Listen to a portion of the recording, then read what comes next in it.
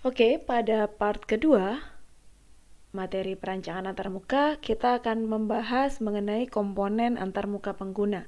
Nah, di sini eh, apa sih komponen antarmuka pengguna itu? Atau bagaimana kita kemudian membuat sebuah antarmuka pengguna yang baik itu sebaiknya melibatkan apa? Atau bagaimana kita akan membuat sebuah antarmuka pengguna, komponen apa saja yang terlibat atau yang perlu kita buat. Nah, yang pertama adalah model pengguna. Nah, di sini model pengguna perlu kita definisikan, perlu kita petakan gitu, perlu kita jabarkan siapa yang akan menggunakan. Kemudian dengan menggunakan device apa akan digunakan pada saat bagaimana, keadaan seperti apa. Nah, disinilah perlu dibuat personanya. Kurang lebih seperti itu. Bagaimana aplikasi ini nanti akan diakses.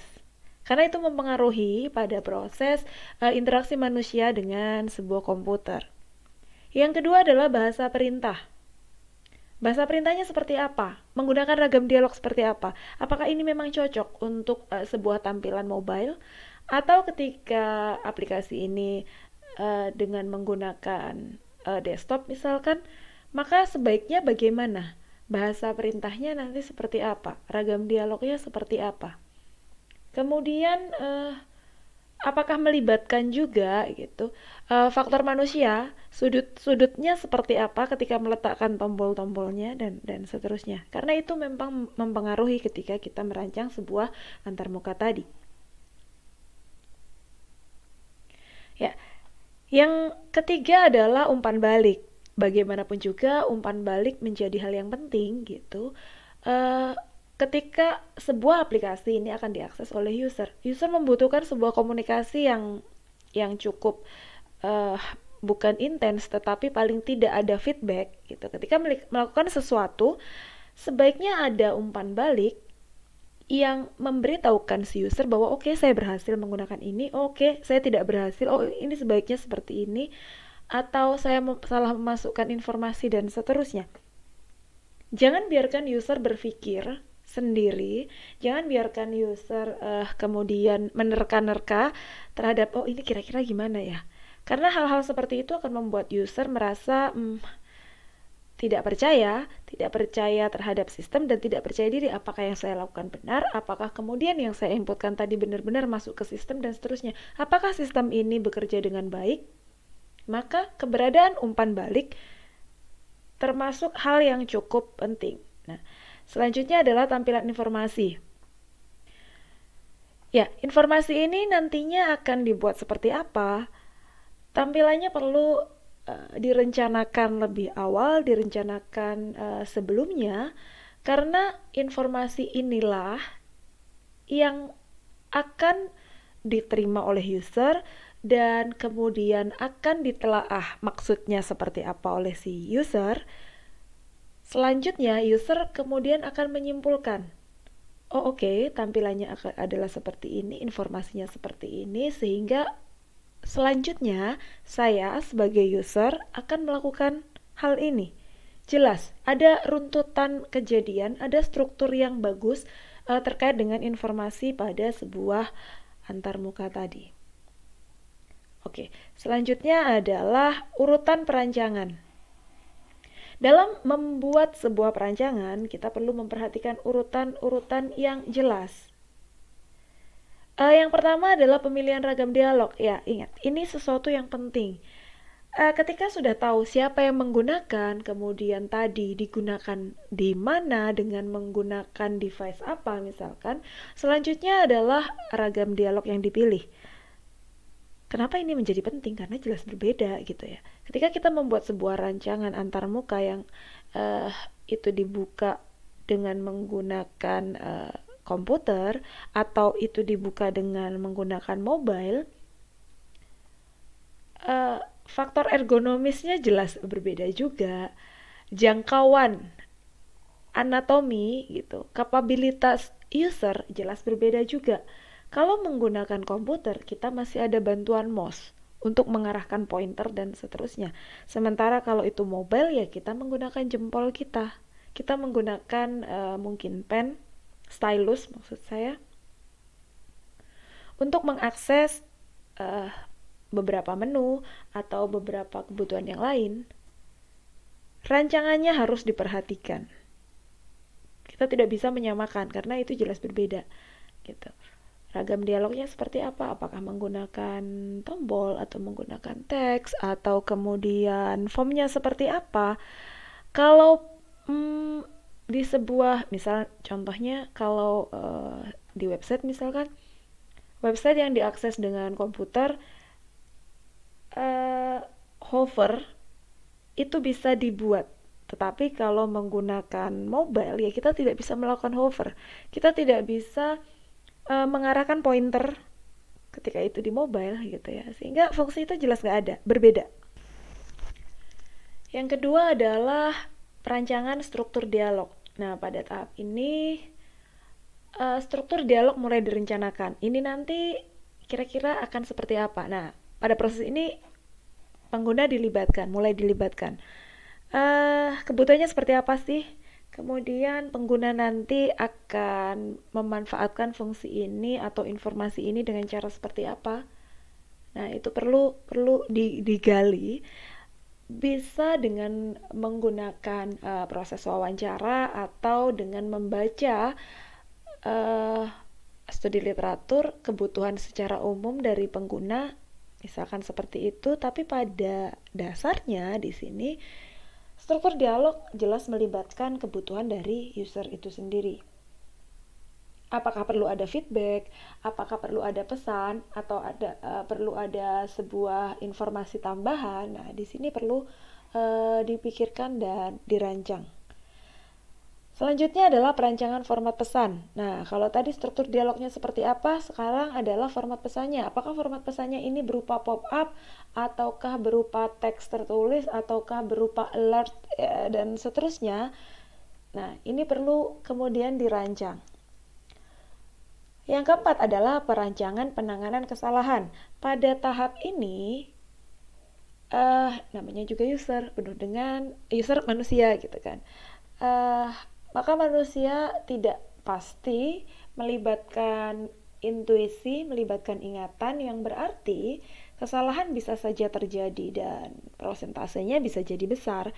Sehingga ketika user melakukan kesalahan, sediakanlah gitu kan penanganan kesalahan yang akan membantu user ketika ya user itu mengalami kesalahan. Sehingga di sini perancangan penanganan kesalahan dibuat atau dirancang dengan cukup baik, yang harapannya itu akan membantu user ketika user melakukan kesalahan. Misalkan saja ketika salah memasukkan password, nah, maka ada alertnya ketika misalkan apakah memang benar ini akan di close, nah, dan ternyata tidak. Hal semacam itu jelas akan membantu user. Nah, selanjutnya adalah perancangan struktur data. Nah, di sini struktur data mempengaruhi gitu. Oke, kita membuat sebuah antarmuka yang bagus, antarmuka dengan tampilan yang user friendly, diterima, menarik tadi dan seterusnya. Tetapi ketika rancangan struktur datanya tidak dipersiapkan dengan baik, akan mempengaruhi performa dari sebuah sistem atau aplikasi tersebut.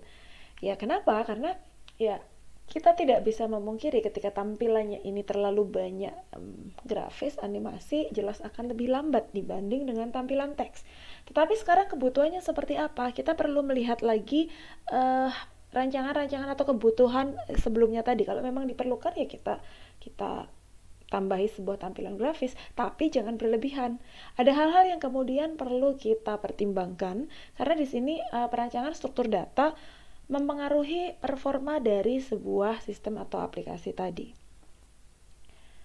Oke, selanjutnya ya, penanganan kesalahan di sini terkait dengan beberapa hal. Yang pertama adalah validasi pemasukan data. Nah, ketika user salah memasukkan sebuah data, ada validasi yang memberitahukan si user bahwa hey, data yang kamu masukkan salah, sehingga Ya, sebaiknya seperti ini. Ketika itu adalah inputan email, maka sebaiknya ada aturan khusus. Atau password sebaiknya terdiri dari huruf besar, huruf kecil, kode, angka, dan seterusnya. Yang kedua adalah proteksi user. Penanganan kesalahan itu sekaligus memproteksi user. Kenapa? Karena ketika user melakukan kesalahan, bisa jadi akan berakibat fatal pada sebuah data misalkan, atau pada sistem itu sendiri. Sehingga dengan adanya penanganan kesalahan, secara keamanan, user akan lebih terproteksi, akan dijaga. Yang ketiga, dengan adanya penanganan kesalahan, memungkinkan pemulihan kesalahan dari apa yang telah dilakukan oleh si user. Karena ketika melakukan kesalahan, kalau tidak diingatkan gitu, maka kesalahan itu akan berlanjut dan akan berakibat fatal. Misalkan datanya hilang, misalkan aplikasinya ngehang, datanya tidak sempat tersimpan, dan seterusnya. Sehingga dengan adanya penanganan kesalahan, fungsi dari pemulihan kesalahan tadi gitu, itu akan membawa kita ke step sebelumnya, ke step kita melakukan kesalahan tadi, sehingga kita bisa melakukan pembenaran atau memberikan revisi pada kesalahan yang tadi dibuat. Nah, selanjutnya dalam pembuatan penanganan kesalahan yang perlu diperhatikan adalah waktu gitu. Jangan sampai waktu yang lama tadi akan menghambat proses user atau proses pengguna ketika mengakses sebuah aplikasi. Karena ketika waktu tanggapnya itu lama, ketika kita melakukan kesalahan tetapi tidak langsung diberikan alert atau informasi yang seharusnya bagaimana, user akan menganggap bahwa ya ini nggak salah, ini bisa lanjut, dan seterusnya. Sehingga waktu tanggap dalam penanganan kesalahan itu juga perlu diperhatikan dan perlu dipertimbangkan dengan baik, perlu direncanakan dengan baik. Kenapa? Terkait dengan tanggap waktu tadi gitu. Dengan waktu yang tanggap gitu, perintah itu akan segera dapat diselesaikan, sehingga user tidak perlu berlama-lama berada pada sebuah halaman yang salah atau sebuah kejadian yang salah. Karena toleransi user dalam sebuah aplikasi, dalam sebuah halaman, waktu loadnya itu kurang lebih 2 detik. Itu semacam oke, masih next saja. Toleransinya sekitar itu. Lebih dari itu oke, ini lama. Lebih dari itu oke, ini kenapa sih ya? Ada yang salah dengan mungkin koneksi saya atau sistemnya. Karena kalau waktu tanggapnya tadi tidak direncanakan dengan baik atau mungkin terlalu lama, efeknya adalah ya user akan berpaling. Ketika sudah mulai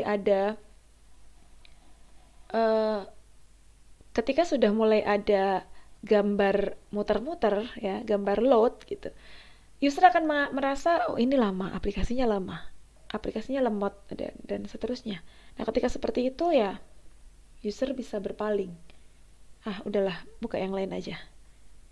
Nah, waktu tanggap yang lama itu juga bisa membuat user merasa bosan.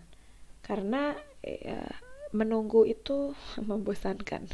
Ya, ketika menunggu sesuatu di sebuah halaman gitu, jelas itu membuat user ini apaan sih gitu kan.